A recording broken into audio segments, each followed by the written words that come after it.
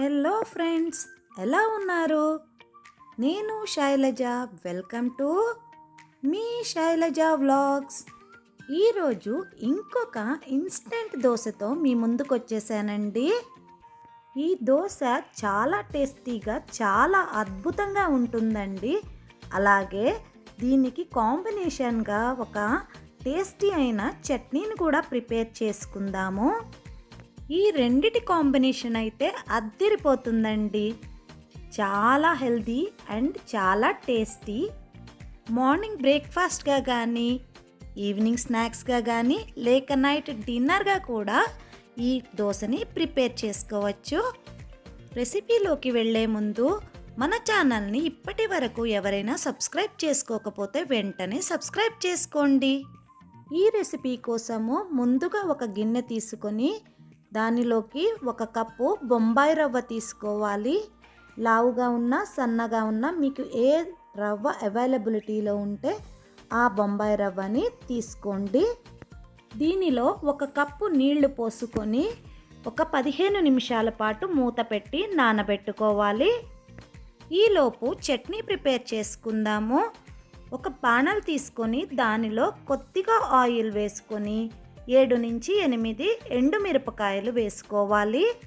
ఇవి కొద్దిగా వేగిన తరువాత 2 టేబుల్ స్పూన్ల మినప్పప్పు, 2 టేబుల్ స్పూన్ల పచ్చిశనగపప్పు, 1/2 టేబుల్ స్పూను జీలకర్ర, 1/2 టేబుల్ స్పూన్ పసుపు కూడా వేసుకోవాలి.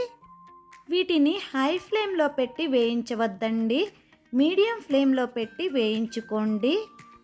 హై ఫ్లేమ్లో పెట్టి వేయిస్తే పప్పులు తొందరగా మాడిపోతాయి. ఇవి అన్నీ బాగా ఫ్రై అయిన తరువాత 2 మీడియం సైజు ఉల్లిపాయలని పెద్ద పెద్ద పీసెస్గా, అంటే ఒక ఉల్లిపాయలని 4 భాగాలుగా కట్ చేసుకొని 2 మీడియం సైజు ఉల్లిపాయలని వేసుకోవాలి. ఉల్లిపాయలు కూడా బాగా వేగిన తరువాత 2 కరివేపాకు రెబ్బలు, 4 వెల్లుల్లి రెబ్బలు, కొద్దిగా చింతపండు, రుచికి సరిపడా ఉప్పు, ఇవి అన్నీ వేసుకొని ఒక 2 నిమిషాల పాటు వేయించుకోండి. చూడండి, ఉల్లిపాయలు ఇంత సాఫ్ట్గా అవ్వాలి. అప్పటి వరకు మీడియం సైజులో వేయించుకోండి. ఇవి కొద్దిగా చల్లారిన తరువాత మిక్సీ జార్లోకి ట్రాన్స్ఫర్ చేసుకొని మెత్తగా మిక్సీ చేసుకోవాలండి.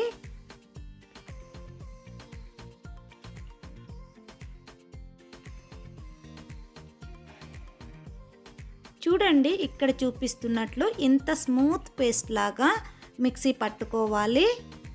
దీనిని ఒక బౌల్లోకి ట్రాన్స్ఫర్ చేసుకుందాము. ఇప్పుడు చట్నీకి తిరగమాత వేసుకుందామండి. ఉల్లిపాయలు వేసుకున్న బాణల్లోనే కొద్దిగా ఆయిల్ వేసుకొని ఆవాలు, జీలకర్ర, మినప్పప్పు, పచ్చిశనగపప్పు, 2 ఎండుమిరపకాయలు మధ్యకు కట్ చేసి వేసుకొని గోల్డెన్ బ్రౌన్ కలర్ వచ్చే వరకు వేయించుకోవాలి. ఇవి వేగుతుండగా కొద్దిగా పసుపు కూడా వేసుకొని వేయించుకోవాలి.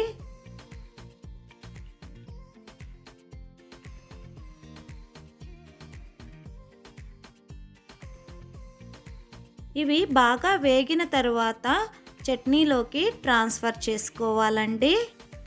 ఇప్పుడు దీనిని పక్కన ఉంచుకుందాము. ఇప్పుడు రవ్వను చూద్దాము. చూడండి, రవ్వ బాగా నాని చాలా సాఫ్ట్గా తయారయ్యింది. దీనిని మిక్సీ జార్లోకి తీసుకోవాలి. దీంతో పాటు పచ్చి కొబ్బరి ముక్కలు తీసుకోవాలండి.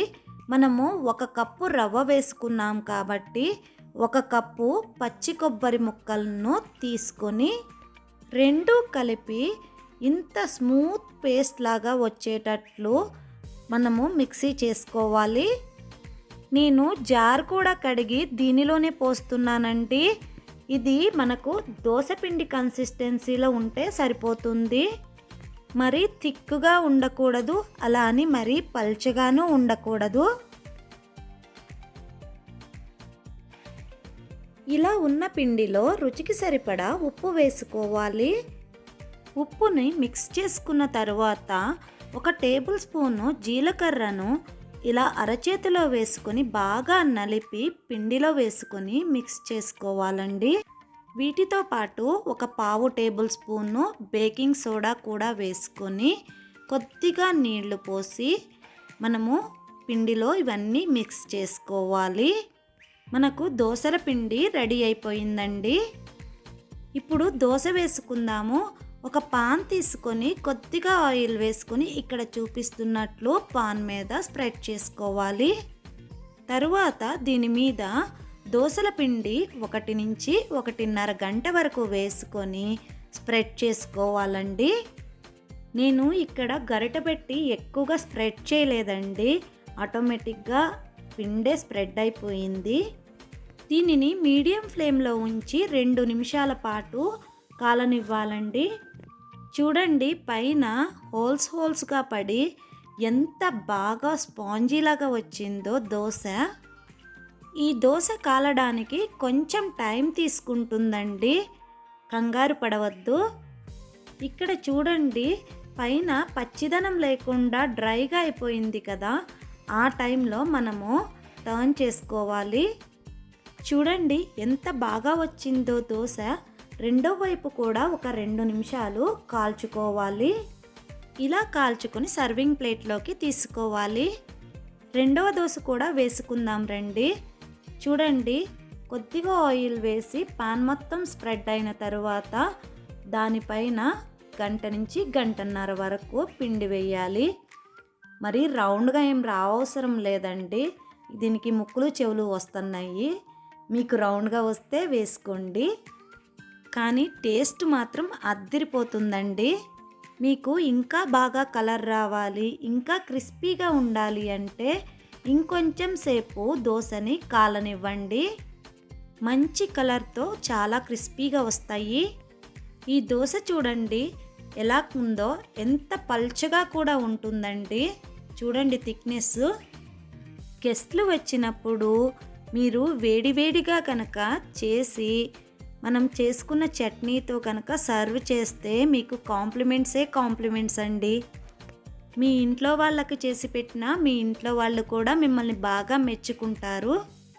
మీకు తెలుసు కదండి, కొబ్బరి అందరికీ బ్రెయిన్ షార్ప్నెస్కి బాగా ఉపయోగపడుతుందని. మనం చేసుకున్న ఈ చట్నీతో కనుక ఈ కొబ్బరి దోశ తింటే అద్దిరిపోతుందండి. చల్లని సాయంత్రం వేడివేడిగా తప్పకుండా ట్రై చేయండి. మీకు ఎలా వచ్చిందో మాకు కమెంట్ సెక్షన్లో తెలియజేయండి. Please like, share and subscribe to our channel.